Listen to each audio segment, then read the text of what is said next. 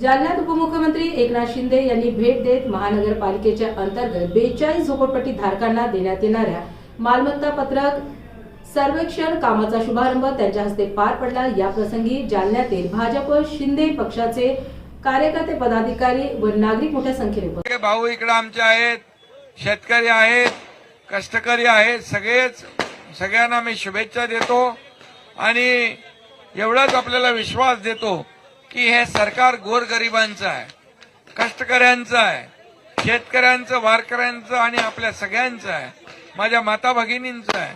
आणि म्हणूनच आपले जे जे काही विषय असतील जालना शहरातले, हे सर्व विषय इथं अर्जुनराव आहेत, इथं हिकमत उडान आहेत आणि आपल्याला माहित आहे उडान कसं जोरात घेत असतात आणि म्हणून नावामध्ये पण हिम्मत आहे, हिकमत आहे ना। आणि म्हणून अर्जुनराव नेहमी सर्वसामान्य माणसाच्या पाठीशी उभे राहिलेले आहेत आणि म्हणूनच मी त्यांचं मनापासून अभिनंदन करतो की पाठपुरावा करून आपण शासनाने घेतलेल्या निर्णयाची अंमलबजावणी करण्याचं काम त्यांनी हाती घेतलंय। त्याबद्दल मी आपल्या सगळ्यांचं शुभेच्छा देतो।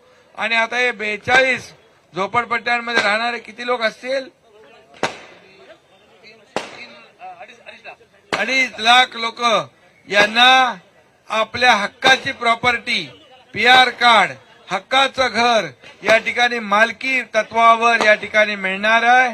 हा तुमच्या दृष्टीने आनंदाचा दिवस आहे, आनंदाचा दिवस आणि आनंदाचा क्षण आहे। म्हणून सर्वसामान्य माणसाचं सरकार आपलं आहे, गोरगरिबांचं आहे आणि म्हणून हे सरकार जे आहे गोरगरिबांसाठी निर्णय घेणार आहे।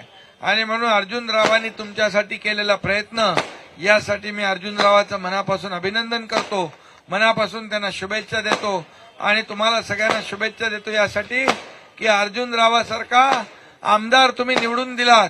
आमदार असावा तर कसा असावा?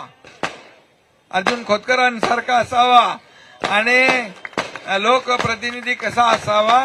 तर अर्जुन खोतकरांसारखा असावा, आमच्या हिकमत उडानसारखा असावा, जे सर्वसामान्य लोकांसाठी आपलं जीवन समर्पित करतात। या सर्वांना मी मनापासून शुभेच्छा देतो। धन्यवाद। जय हिंद, जय महाराष्ट्र।